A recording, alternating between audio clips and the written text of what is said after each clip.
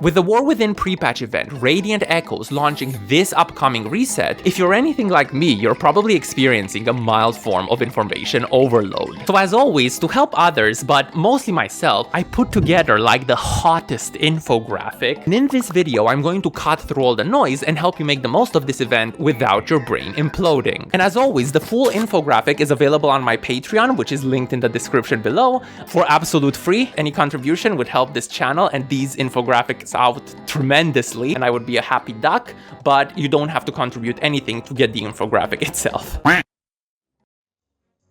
So let's start nice and easy with kind of the timeline, because this is something I've seen confuse many people online. So as I said, Radiant Echoes is going to launch this upcoming reset on July the 30th for the US and on the 31st for the EU, and it's gonna last for 4 weeks up until August the 26th when the War Within finally launches. So mark your calendars, because once the War Within is here, all the goody collectibles that are in this event, gone.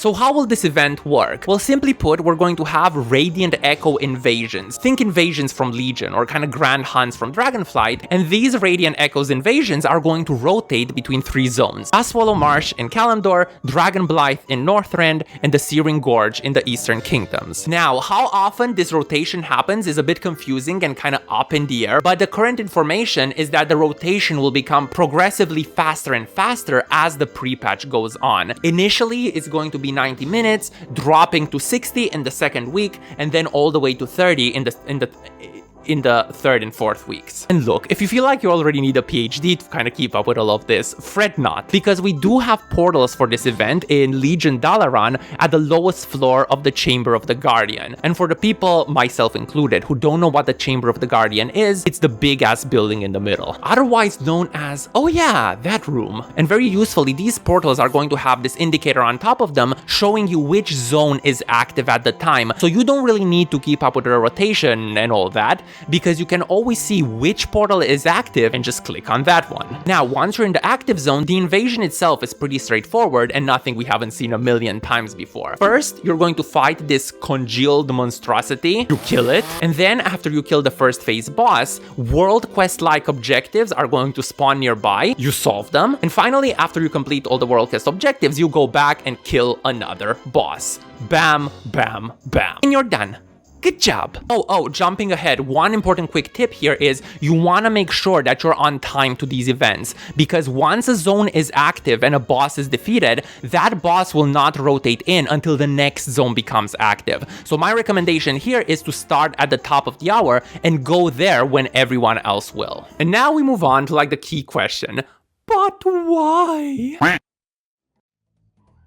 So the pre-patch event is going to feature its very own currency called residual memories, which I now realized might give some of you residual PTSD, but here we are. This currency will drop from basically everything in this event: bosses, objectives, mobs, weekly quests. We'll get to those in a second. And that's good news, because as a collector, you're going to need a bunch of these if you want to collect everything. And once you have enough of these Radiant Echoes, you can go back to the portal room where you're going to meet this sexy bloke, Remembrancer Amul, the event's Quartermaster. Note, however, that there is actually a Quartermaster in each of the active event zones, so you'll never really have a problem finding where to buy this stuff from. And our friend Amul is going to have the following goodies for sale, and bear in mind that these will no longer be obtainable once the War Within launches. We have 2 mounts, the Remembered Golden Griffin and the Remembered Wind Raider.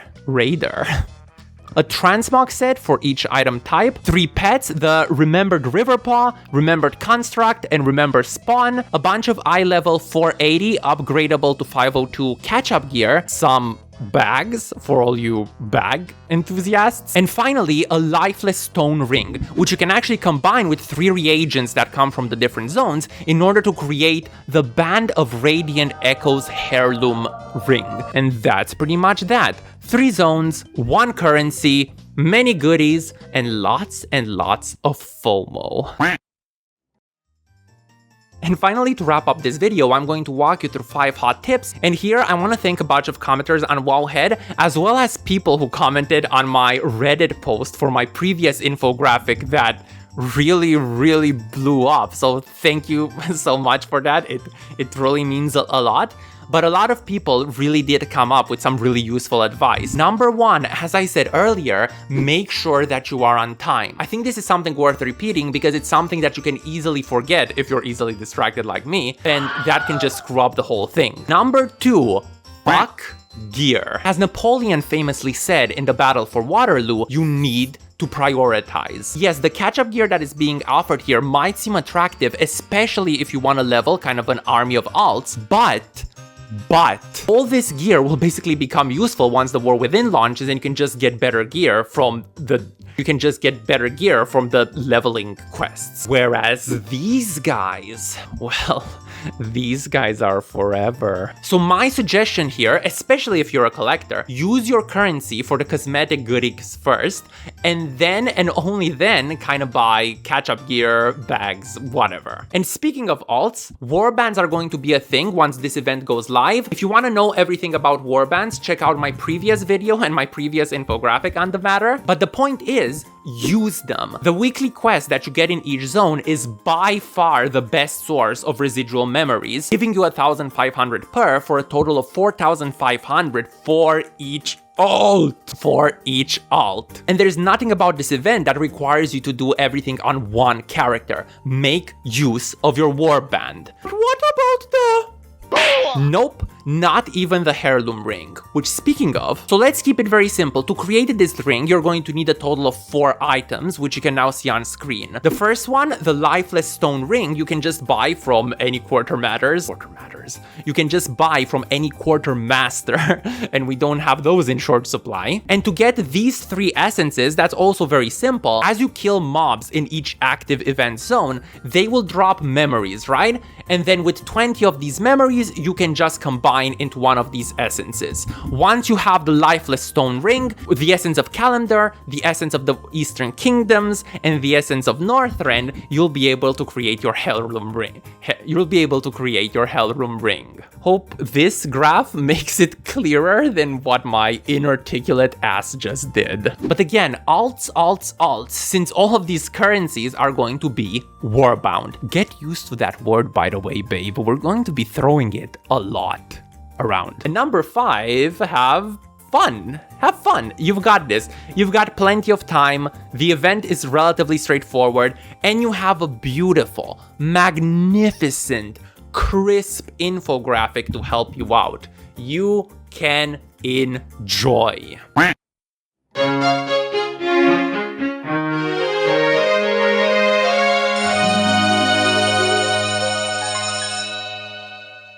And finally, I want to end on a couple of questions that some people posted on Reddit, on my Reddit post that I did last week. So the first one has to do with cross-realm guilding. This is something I did not mention in my video, but no, you don't have to wait until the War Within launches to enjoy the benefits of cross-realm guilds. Those are up and running now. Well, they're up, at least. I don't know if they're bugged or anything, but they are a feature that has been implemented with the pre-patch. Moving on, I want to quickly touch about Transmog. So for the most part, since the launch of the pre-patch, you should be able to collect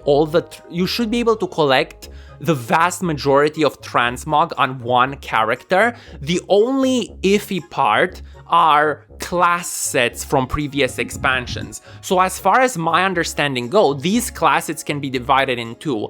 Those that have tokens associated with it, and those that don't, basically the gear that drops directly. And as far as I understand, the tokens themselves are going to be warbound, so you can easily transfer them between alts and kind of learn them, whereas the gear that drops directly, the class gear that drops directly, that is still not warbound.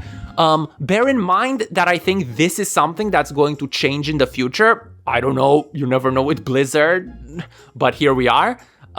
So at the moment, I would say just prioritize everything else. If you want me to answer your questions in kind of the next video, please comment below. And as I said, the infographic itself is available on my Patreon. It's also available on my Instagram. Everything is linked below for your convenience. Mwah! Yeah. Thank you again so much for the overwhelming support for my last infographic. I can't wait to make more of these. It's going to be a fun expansion. It's time for me to duck out.